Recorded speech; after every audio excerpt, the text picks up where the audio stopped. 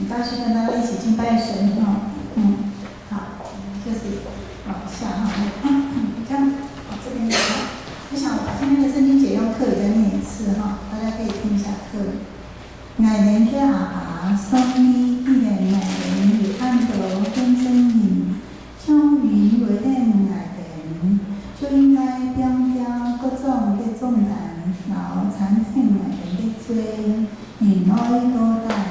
乃行摆在那点头前的路场，这样你们听得懂吗？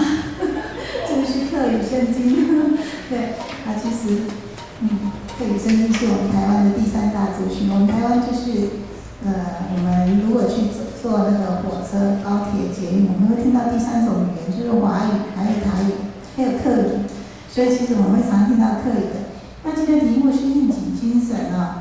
应景精神传统就是在讲客家，那他其实以前对客家有一些负面的看法，就是说他比较顽固的客家人，他很顽固，他死骨不化，他有理讲不清，他小气。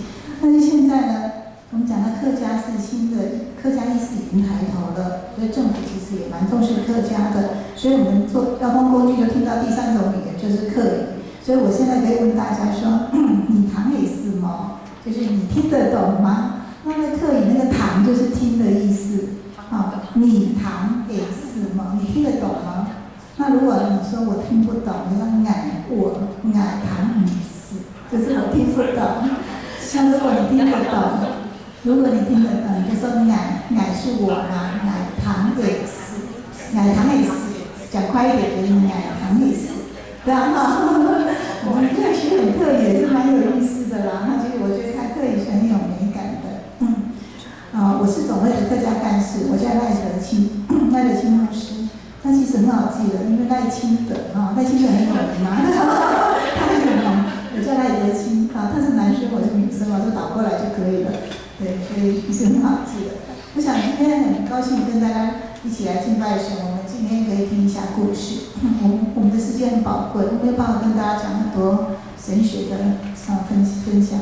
我今天讲的是客家前辈的故事，我们今天就听故事了。第一个我分享的是廖阳水的故事，那么这些都是客家人那么他是客家的小牧童，就是他出生在关西，然后他很努力，然后30多岁的时候就开垦自己的一个小茶园。他小时候是当客家的小牧童，我们听过小牧童这句话吗？其实以前穷苦人家的小孩没有钱念书，都去当小牧童，牧牛牧羊，然后贴补家用赚钱。现在还有小牧童吗？没有，你们根本没看到小牧童。现在的小孩无论家里多穷，都要去念书的，不可以叫他去那个牧牛牧羊对。然后我们看一下这个照片这个以前就是小牧童是很多的，穷苦家小孩都不能念书的，去牧牛牧羊。好，有一次中原普渡的时候，那么这个廖阳水呢，他就跟人家去看热闹，普渡很热闹了这个民间宗教的。然后突然下一场大雨，然后他就到教会去避雨了，就是龙潭教会，教会的弟兄姐妹很热情的接待他，所以他们很喜欢到教会，他就很喜欢，所以后来他就信耶稣了。我们看一下照片这是龙潭教会现在晚上的照片，再看一张。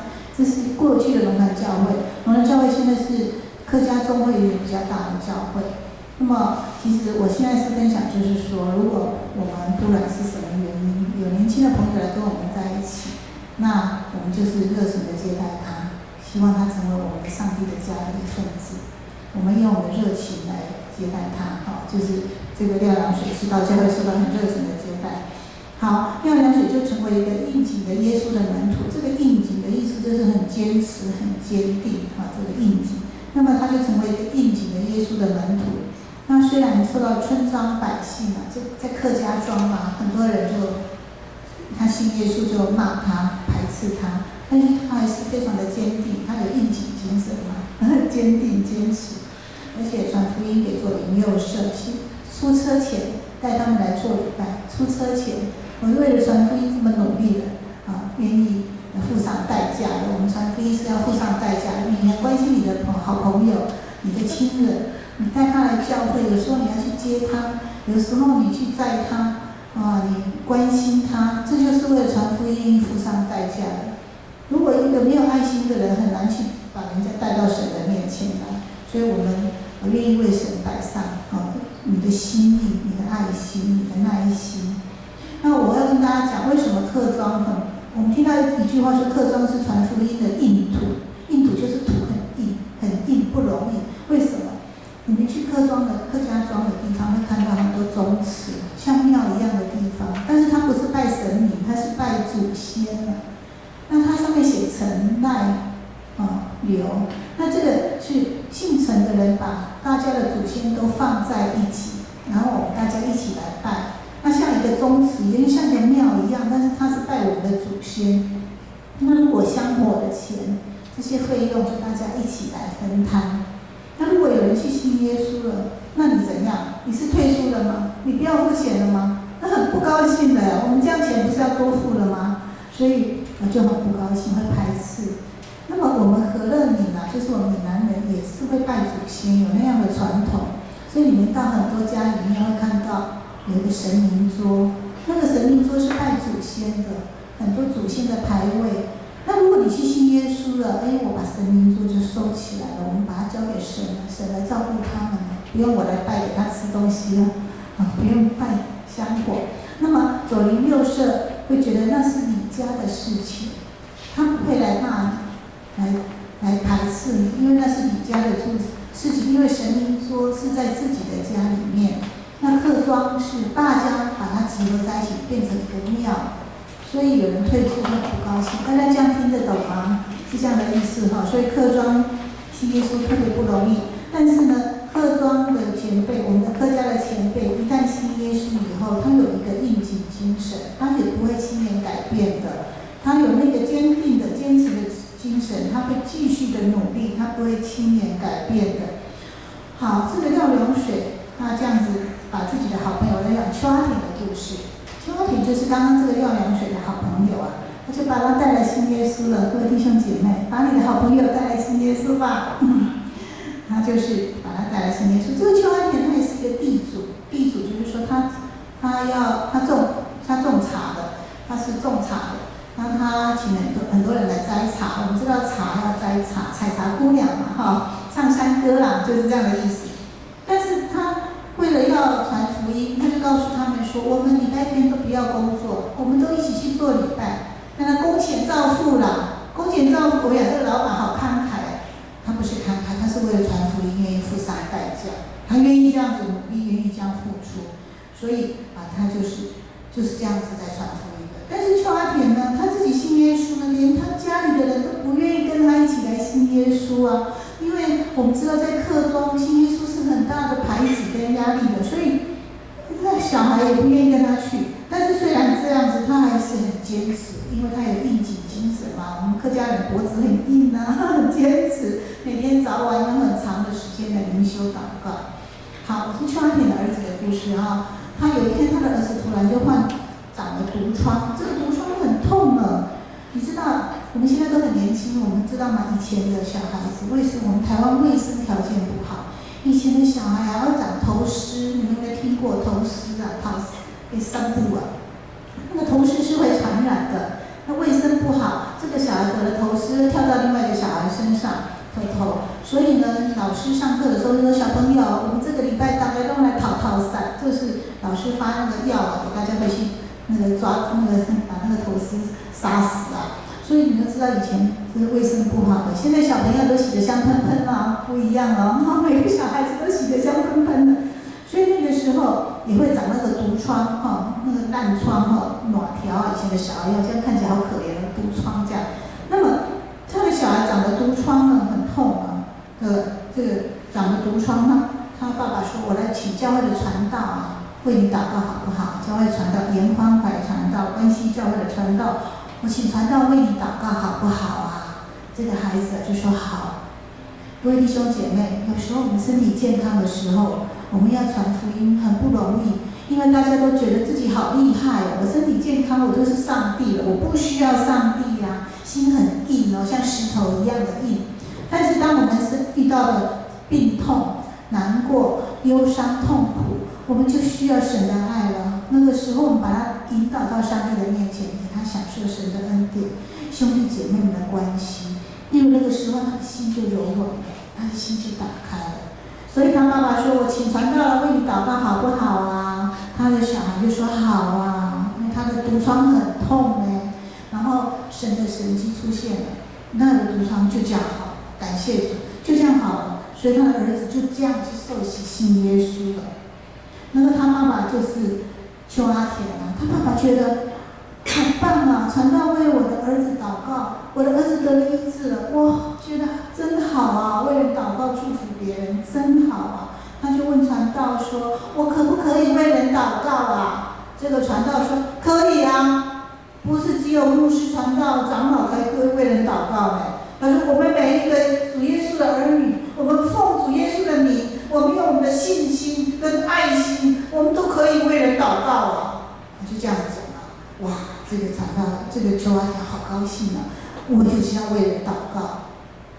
各位弟兄姐妹们，各位年轻朋友，你们知道吗？以前台湾人啊，我们没有健保呢，健保是这几十年来的事情啊。以前的人看病啊，一个病看不好，整个家里的山穷水尽，所有的钱花掉啊，花光光啊，倾家荡产啊。以前看病没有办法看，穷苦人家是没有办法看病的，所以以前的时代，那个药厂会寄药包在家里面，那么呢，自己拿药包吃，拉肚子、头痛自己吃，不要去看医生，医生很贵的。以前最漂亮的小姐就要嫁给那个医生的，就是，所以在那样的一个时代，那么邱阿田很多人没有钱看医生，他知道有人生病了，他就去探访他，去关心他，为他祷告。所以他这样子，他的爱心跟信心就感动了很多人，然后他的福音传出去了，很多人都受他感动，那么很多人都信耶稣了。那么他的子孙就参与这个新屋杨美下一章新屋跟杨美的一个开拓的教会。所以那个时候，那个都是客家的地区，所以他那里设立了很多的教会。所以我们知道每个教会都有我们的信仰的前辈付上代价所设立的，用他们的一个信心跟爱心来传福音，才能够付上代价来设立教会。我相信我们的教会也是一样的，我们建成教会也是，我们在这里设立，我看到我们教会真是很漂亮，我好喜欢我们教会。可是我们的教会也是我们的前辈付上代价，用很多的祈祷、很多的眼泪、很多的金钱、很多的付出来在这里设立教会。所以我们也是要感念他们的为传福音付上的代价摆上，我们要追随这样的精神，然后继续把我们的信仰的产业继续的发扬光大。对，所以呢，这个邱阿田就参与这个新屋杨美他的子孙这个客家的教会的开设新屋杨美那边都是客家的地区。那么他的女儿叫邱凤英，她是关西教会的长老。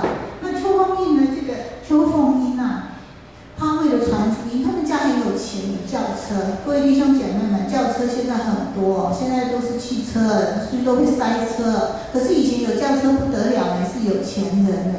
他为了传福音，他就不要坐轿车，他宁可去坐公车、走公差，走公差就是坐公车，那种传福音、发传单，然后跟人接触，然后为了传福音。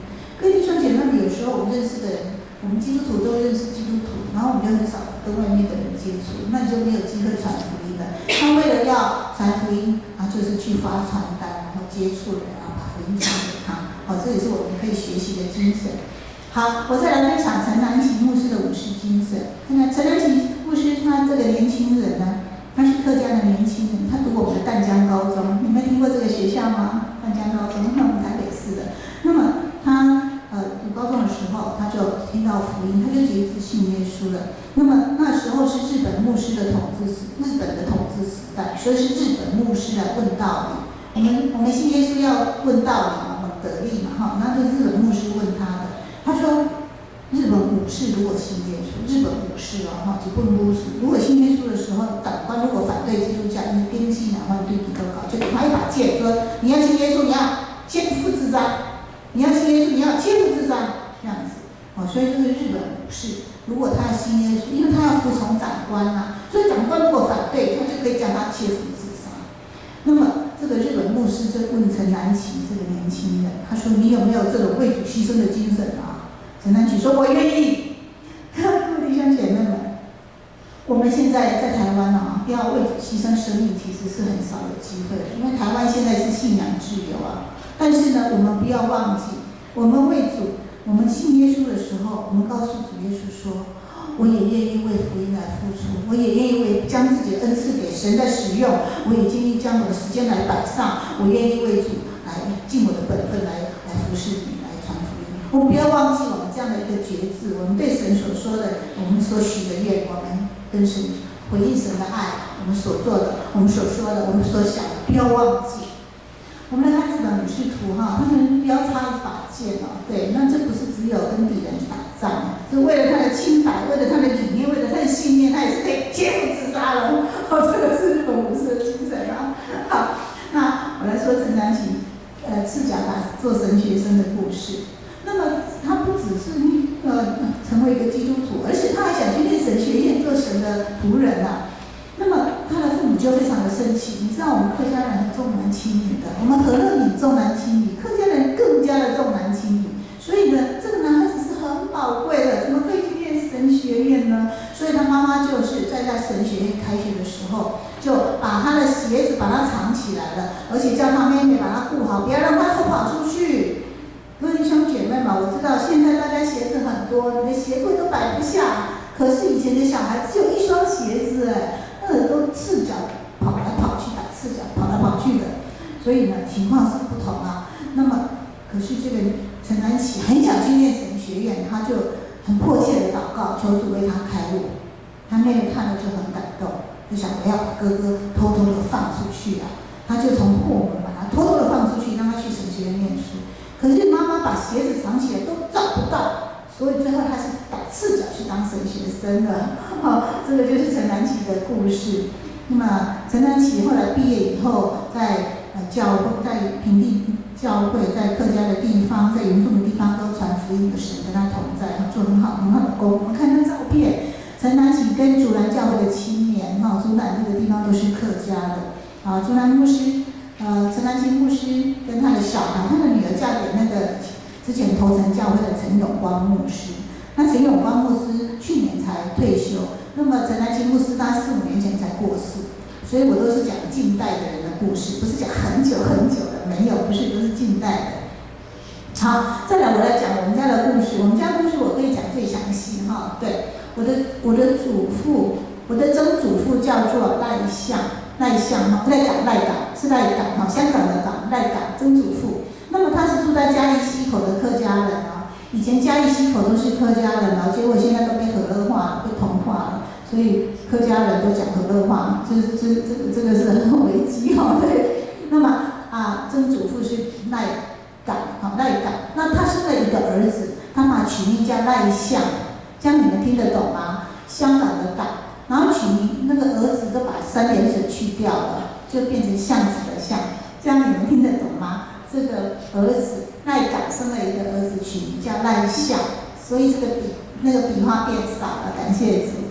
那么赖相就是我的祖父啊，赖相他是民间宗教的虔诚的信仰者，那么他是医生，医术很高明，在地方上有钱有势。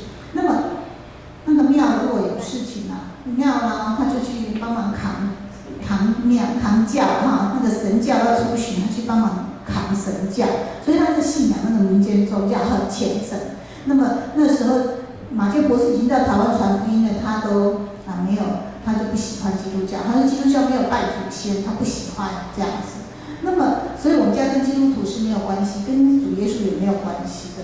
但是没有想到我的祖母却生病了，然后他生了一个很重的病嘴巴都烂掉了，然后吃东西水会从嘴巴这样流出来所以都不能好好吃东西。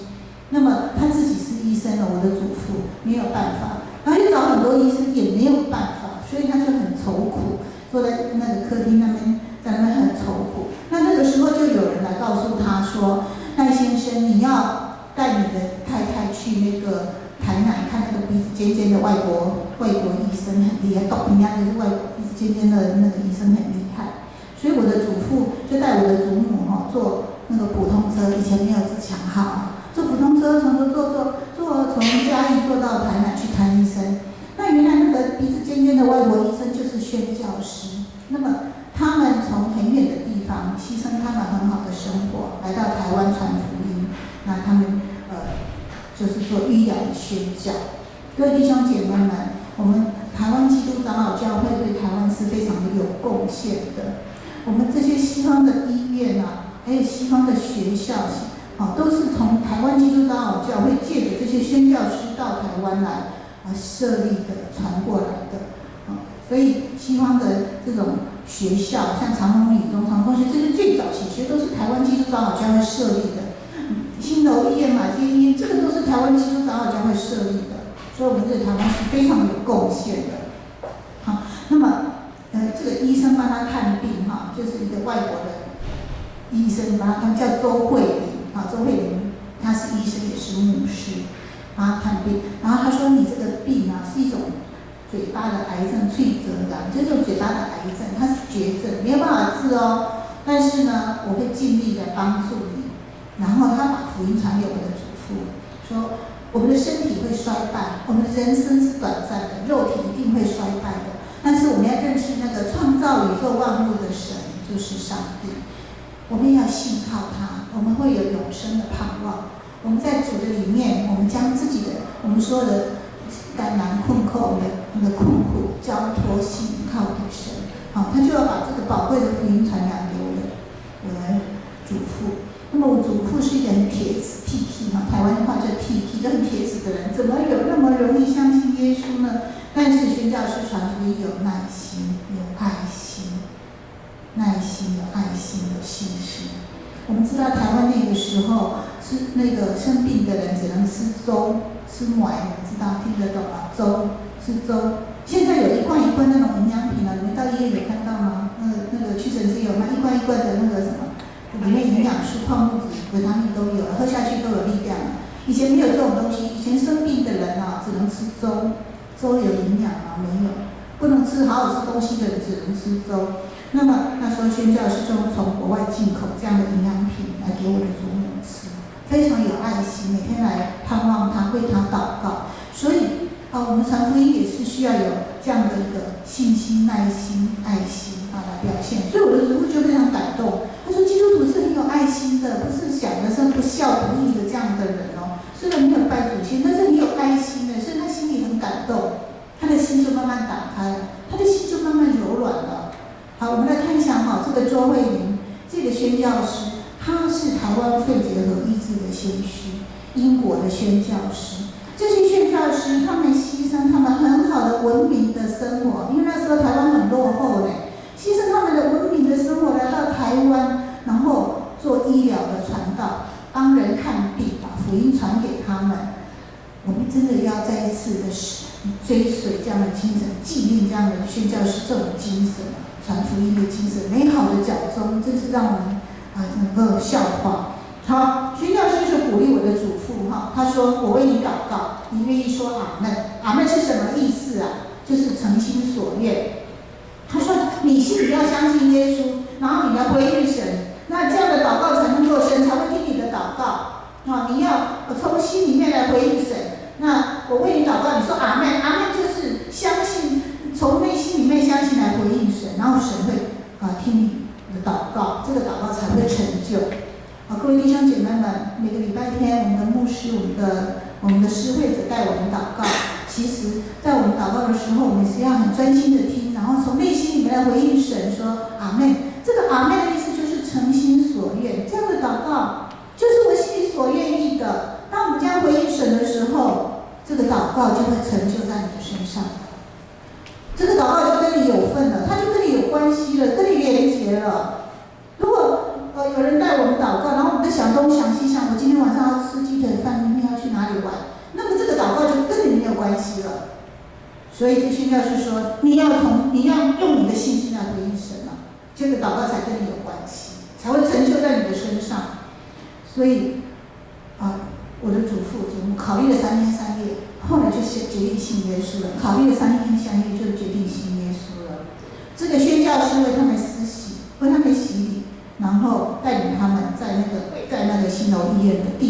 流眼泪悔改认罪信耶稣，带领他们跪在那个地板流眼泪悔改认罪信耶稣。一直到现在，我心里在想到这一幕，都觉得非常感动。感谢主，借着宣教师他们传福音，拯救了我们整个家族，不只是我的祖父祖母，让我的爸爸妈妈还有我们整个家族还有我的小孩都能够成为神的儿女，是多么有福气啊！所以，我们传福音的人的脚中是何等的佳美啊！他不只是拯救一个人，而且还拯救他的全家，而且还拯救他整个家族。所以，传福音的脚中是何等的美啊！我们要学习这样的美好的一个脚中。对，好，我的祖父祖母。我的祖母受洗的那个晚上，她做了一个很神奇的梦。我今天跟大家分享这个神奇的梦。她受洗的那个晚上，她做了一个梦，她梦见主耶稣来到她的床前，她手上拿了一支很粗的针，很粗的线。主耶稣把那条很粗的线穿到那个很粗的针里面，然后拿着这一支很粗的针缝我的祖母的那个烂掉的嘴巴。他的嘴巴都烂掉了，一针一针的给他缝，一针一针的给他缝。缝完以后就摸他的脸，然后把他的手牵着，说：“你的病已经好了。”我再讲一次，我的祖母受洗那个晚上，她做了一个神奇的梦，梦见主耶稣来到她的床前，拿一支很粗的针，很粗的线。主耶稣将那个线穿到针里面，然后手拿着那一支很粗的针缝我的阿嬷那个烂掉的嘴巴，然后一针一针的缝，一针一针的缝，缝完以后摸他的脸，牵他的手，说：“你的病已经好了。”各位弟兄姐妹们，这是一个真实的梦。隔天呢，我的祖母说她做了一个真实的这样的一个梦，家里的人都说好神奇。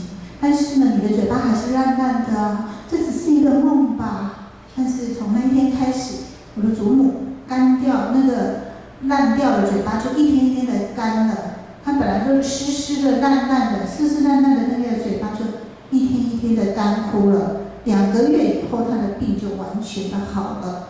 这是一个真正真实的梦，非常真实的事情，非常千真万确的事情。我的爸爸常常告诉我说，主耶稣在我们家所做的事情，你一定要做见证，一定要分享，一定要继续的讲述。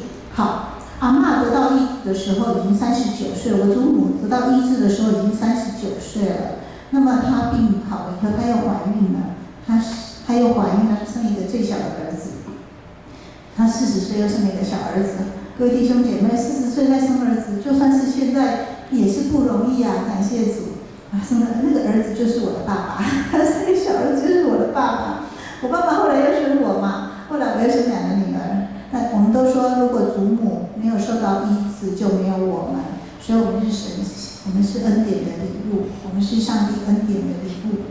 爸爸从小参加主日学，后来他搬到高雄，他成为上林教会的长老，后来又搬到凤山，成为凤山教会的长老。爸爸觉得信仰是最重要的。爸爸今年88岁，我的妈妈85岁，他们还在，感谢主。我们看一下相片啊，爸爸得医治，生的小儿子就是我的爸爸赖道敏长老。我爸爸说这个名字，你的祖父取这个名字是说神的道理、上帝的道理已经明白了，所以叫道明。上帝的道理已经明白了，所以叫做道明。我的爸爸还有3个姐姐，都叫春枝、杏花啊，这都是水果跟那个花朵的名字哈。对，那他有个哥哥叫国华，国家的中华民国的话，都是跟信仰没有关系的。只有他的名字，因为是从他开始才信耶稣的，所以上帝的道理已经明白了，所以他的名字是有特别的意义的。好，我再分享这个下面这个这2张照片，为什么分享？这是爸爸妈妈年轻的时候的相片，但是妈妈说那个时候流行樱桃小嘴，所以那个时候口红擦中间一点点。我觉得这张照片很有时代的意义。我们现在的口红都擦很饱和，我特别给大家看一下这个照片这是在相馆照的，相馆把它画成这个样，就是现在流行樱桃小嘴。对，好我来看我们家的全家福，这是我的2个女儿就是我有生2个女儿，这是我的爸爸的妈妈。对，感谢主，这是我们全家。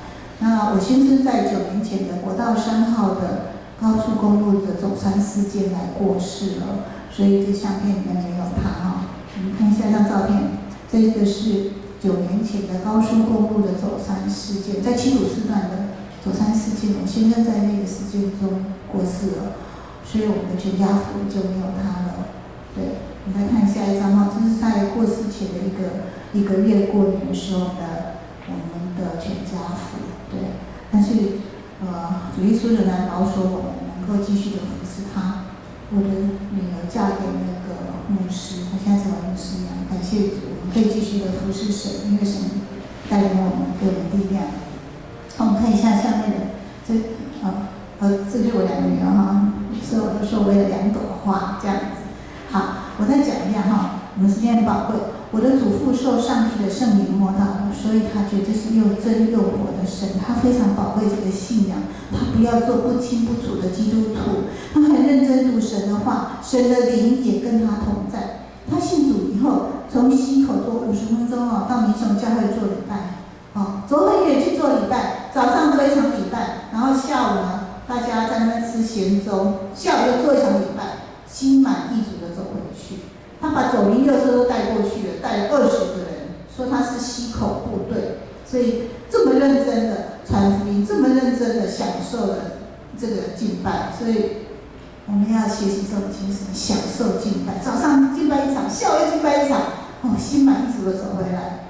以前的人交通工具不好啊，没有交通工具都走了，我们现在交通工具很方便，但是我们的信仰前辈是这么珍惜这样敬拜神的机会。我来讲一下我祖父的故事哈，他有一次又回到那个以前那个庙的地方，在马路边做法事，他走过去，他看到他们在做法事，他站在那边看，然后神的灵跟他同在。我们知道那个乩童会请那个神明来附身哈，乩童会请神明，然后就一直发手枪请神明附身，但是因为阿公站在那里，那个神明都不敢下来，一直请都没有下来。后来那个神明跟乩童说，那个赖先生站在那里，我不敢下去啦，拜托一下，请他离开啊，这样子。所以呢，那个乩童就请人来请阿公离开，这个法事才能进行，那个神明才会附身。这是千真万确的事情，这件事是千真万确的事情，它不是，它是真实的。那么，各位弟兄姐妹们，我们受洗的时候，我们的圣灵已经在我们额头有印记了。圣灵在我们额头有印记，所以在主耶稣他保守我们，在主耶稣的时代也有疫病赶鬼，也有邪灵，在这个时代也有不好的灵。但是我们是主的儿女，神保守我们，圣灵已经在我们的额头，在受洗的时候已经圣灵的印记了，所以我们要紧紧的跟随主。所以今天在台湾的社会也是有很多不好的灵啊，我们听到很多神奇鬼怪的事情，但是主的灵会保守我们。好，所以我们要紧紧抓住神的灵，他必跟我们同在。好，我们再看一下照片哈，时间很宝贵。这个是阿公的年轻的时候的穿衣，这以前的人穿这种衣服了哈。你看，看下一张，但是现在老人说穿的衣服都很像，其实都很老，对不对？我每次都这样跟人家说，你看对照一下，以前的人年轻也看起来很老，老的说的就本来就老。那现在的人呢，年轻跟老都穿很年轻，你都看不出来。他都是很年轻的，这是不一样哈。现在人都很老，对。好，看下一张照片。阿公他投入宣教的工作，以前教会不像现在这么多，他把他的钱都投入在这个开拓新的教会。高雄市最早是盐城教会，盐城区最热闹，杨窟最热闹。后来呢，在三民区设立主日学教室，后来就设立三民教会。阿公就是三民教会的开拓的长老，他把他的钱都投入这个开拓教会。他要过世的时候，他说：“我没有什么钱留给你们了，我只有把这个宝贵的信仰的财产留给你们了，一定要代代相传啊！”各位弟兄姐妹们，我知道大家我们是年轻的朋友，我们也很节俭，我们也希望多存一点钱。我们以后也会生小孩、结婚，我们也希望把这个宝贵的财产留给他。我们也想买房子，也想留下一些很美好的东西来给我们子孙。但是我要告诉大家，最宝贵的东西就是神的保守，圣灵的保守，好的信仰的品格，这才是我们一生的保障。那金银财宝是会花掉的，我们听过留到第二代、第二代、第三代就都不见了，它都挥霍花光了。只有在神的恩典里面，圣灵的保守，在走在神的所预定的正直的道路，才是我们一生真正的保障，也是我们的留下的最宝贵的东西。所以我们继承我们的先一辈的美好的信仰，我们也要继续的传承这些美好的信仰，因为神给我们的信仰，我们对主的信号，这个是最宝贵的，上帝必定祝福我们代代子孙。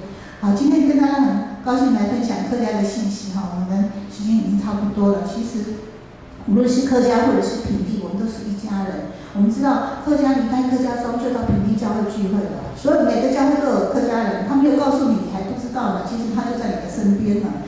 对，每个教会都有客家人，客家人就是我们平地人，就是一起来敬拜神。所以我们关心客家的宣教，就是关心我们的宣教。我们希望更多的客家人能够成为我们的弟兄姐妹。我们大台北区都没有客家教会，离开客庄来到台北工作，都是在我们当中。所以我们一起来手牵手，心连心，为了客家宣教，也一起来努力。我们线上祷告，我们神会大大赐福给我们。我们所付的每一份心力，神会加倍的赐福在我们的教会、我们的弟兄姐妹、我们的家庭、我们家族。我相信我们在宣教事工所做的每一分，我们每一份祷告、每一份奉献，神都会大大的赐福在我们身上，赐福在我们的教会跟我们每位身上。感谢主，我来分享一下大家的诗歌哈，时间很宝贵呢。我们来唱《祝雅书》这首歌哈，是我们的诗歌队指挥新慧姐的爸爸他教我的。我刚到总会的时候，他教我，所以我和这首歌很有感情，我来唱给大家听。祝雅书。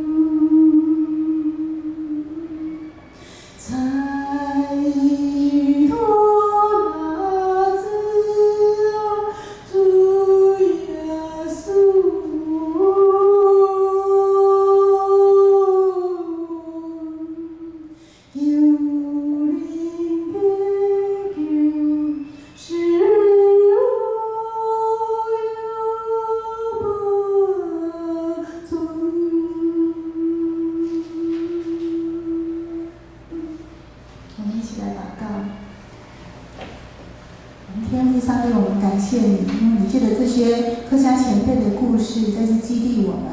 为了主的福音，我们愿意付上代价，我们也愿意手牵手、心连心，为了客家宣教一起来努力。主，你也大大的赐福我们每一位，在我们的教会、我们的家庭、我们每一位弟兄姐妹、我们自己的身上，主，你也大大的赐福我们。感谢主的恩典，我们将这一切摆上，求主跟我们同在。我们一起来领受神的祝福。愿主耶稣基督的恩典、上帝的慈爱、圣灵的感动与我们同在。愿主耶稣基督的恩典、天父上帝的同享、圣灵的感动和你的同哈，直到永永远远。阿门。